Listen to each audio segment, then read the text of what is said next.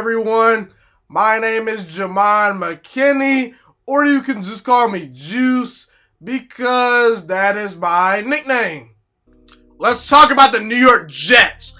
I will break down the New York Jets 2020 roster, and I will tell you how many games they will win this upcoming season. Let's get right to it. I'm sorry, Jets fans, but your team is going to suck this year. You guys have the worst quarterback and head coach combination in this division, the AFC East. And last year, this offense was ranked 31st in the NFL. And you might think to yourself, well, we won 7 games last year. Yes, you did win 7 games last year. I understand that. But no more Jamal Adams and no more CJ Mosley. I know CJ Mosley did not play last year, but I think that in the context of this season, it matters because the New York Jets last season were not winning games because of their offense. They were winning games because they had an easy schedule and because Greg Williams and Jamal Adams carried that defense. So I'm not sold on this team. And now you have your best player on defense leave. Is this defense going to magically get better? I don't think so. Is CJ Mosley going to help this team? No, he's not, okay? Because he's opted out of the season. He's not going to play. This offensive line is still not very good. Your best weapon, arguably, on the outside, wide receiver, is rookie Denzel Mims, who I like a lot, and who my good friend Brett Coleman, who was on the show roughly about a month ago, compares favorably to DeAndre Hopkins. So I like Denzel Mims, but if he's your best weapon as a rookie, ooh, you're really lacking in that area. What you have to realize about last year's New York Jets team is the fact that that team had the second easiest schedule statistically heading into the season last year. So while you won 7 games, don't pat yourself on the back too much because that was the easy schedule. This year, you got one of the hardest schedules in the entire NFL. The hardest schedules in the NFL, according to statistics, are number 1 this year, the Patriots, number 2, the Jets, number 3, the Dolphins, number 4, the 49ers, and tied for 5th for the Bills and Lions. So you have the second hardest schedule according to statistics this upcoming season based on the metrics, okay? That's not a recipe for success. And like I said, no more Jamal Adams, who was so valuable to that defense, you know? And listen, the New York Jets last year had on average the worst starting field position in the entire NFL. And they still found a way to win 7 games because of that defense. And Jamal Adams is more than a safety. He was a cornerback last year. He was a safety. He was an inside linebacker. He was an outside linebacker. He was a pass rusher. Jamal Adams is by far the best safety in the NFL. He might be one of the 10 best football players in the NFL. When it comes to Sam Darnold in this offense, I'm not sold. I'm kind of hit and miss with Sam Darnold. I recognize Sam Darnold has some talent. He went 7-6 as a starter last year, but I just don't think Sam Darnold is going to be up for the challenge this year playing a much tougher schedule. And I don't think Sam Darnold is being put in a position to succeed based on the roster he's been given and based on his coaching staff. And let's just talk about Sam Darnold, the player. At times, he's wildly inaccurate. I don't like the fact that he throws too many interceptions. You know, he has a reckless mentality. He really struggles versus the blitz. Last year versus the Patriots, when Sam Darnold played that Bill Belichick defense, that was one of the worst games I've ever seen by a quarterback. And like I said, I don't think Sam Darnold is being guided by Adam Gase in the right direction. I really don't. I don't think Sam Darnold is all that special as a thrower and as an athlete. I don't think his head coach is all that good. Adam Gase is living off of, coaching Peyton Manning.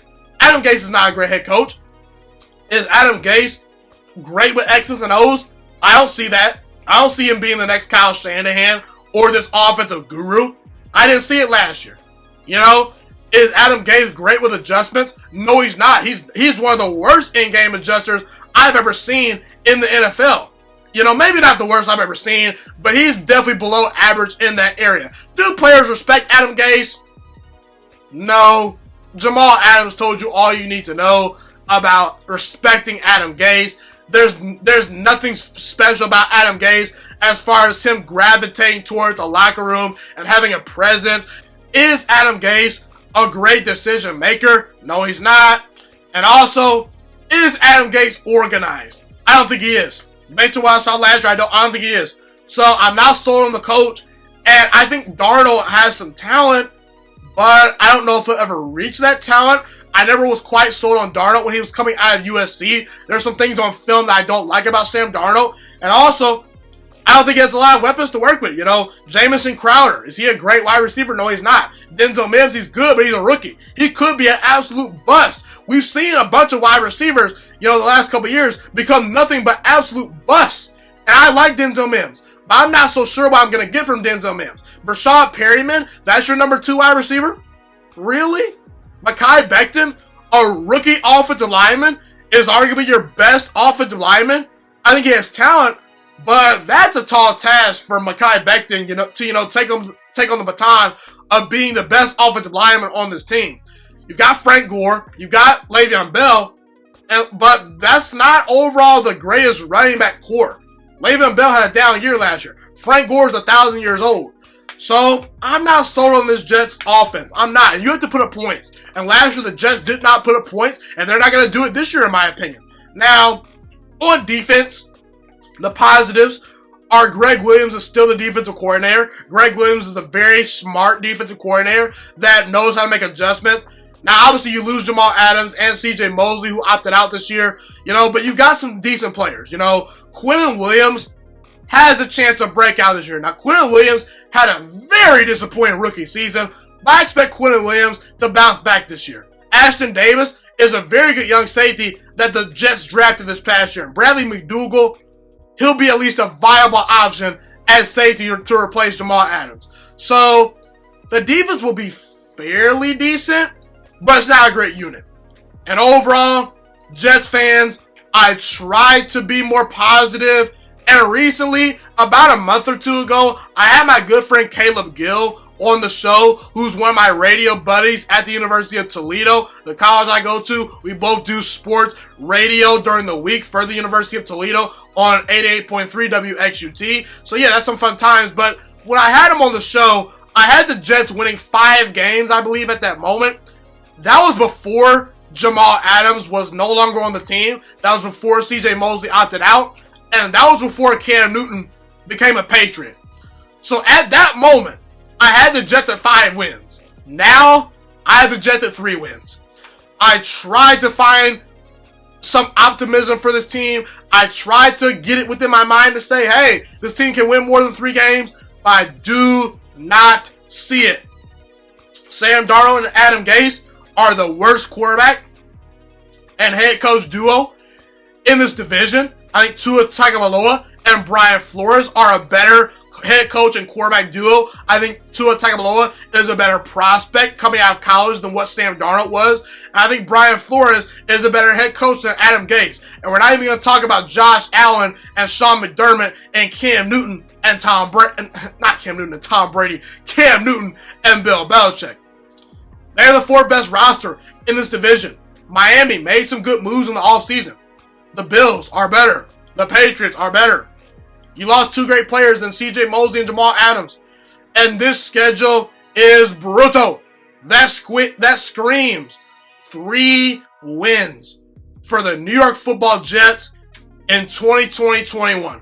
Now, let's go over the schedule and try to figure out maybe where the wins can come. I'm not officially predicting the schedule. I'm not going to tell you which team wins each game. I'm just going to tell you who I would favor in each matchup. At Buffalo, that's a loss. Buffalo's a better team than you guys. Not at 49ers. 49ers at home.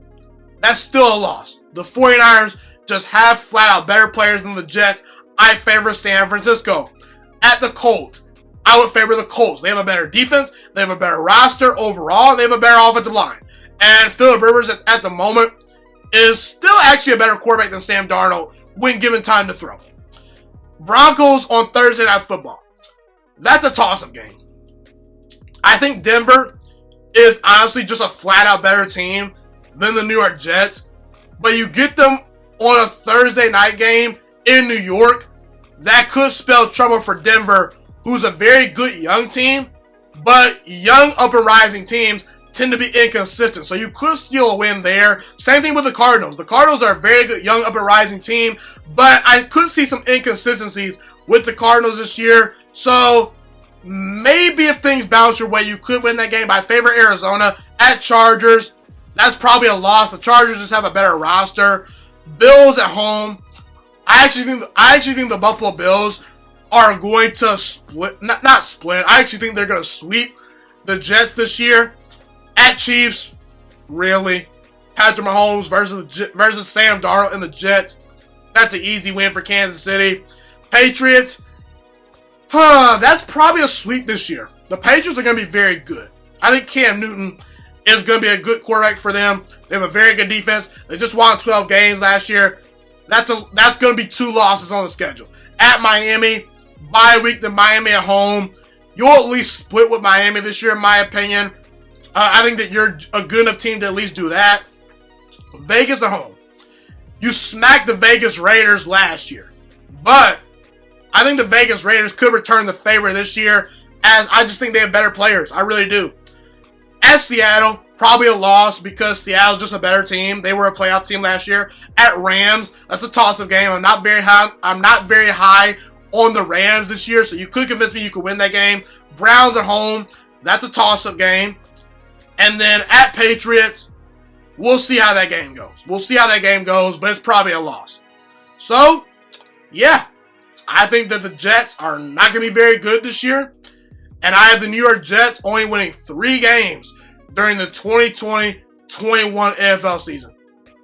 Thank you so much for watching this video today. Please also note that the juiciest Sports Podcast is not just a YouTube channel. It is available on all podcasting platforms, including Spotify, Google Podcasts, iTunes, and Apple Podcasts. Also, if you enjoyed this video, be sure to like, comment, subscribe, and share this content with all your friends.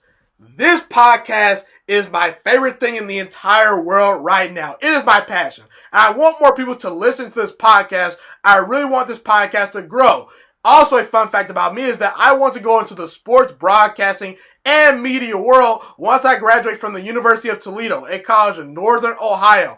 I am looking to become one of the next great sports broadcasters and analysts out in the world. And I potentially would like to start my own network if this podcast really truly grows. Or if I fall short of that goal, I would love to work for a big-time network like ESPN or Fox Sports 1. I am open to all networks. So if you believe in my dreams and you see or hear my passion through the screen, be sure to tell all your friends about the juiciest Sports Podcast. Stay motivated, you guys. Have a God bless day, and I'm out.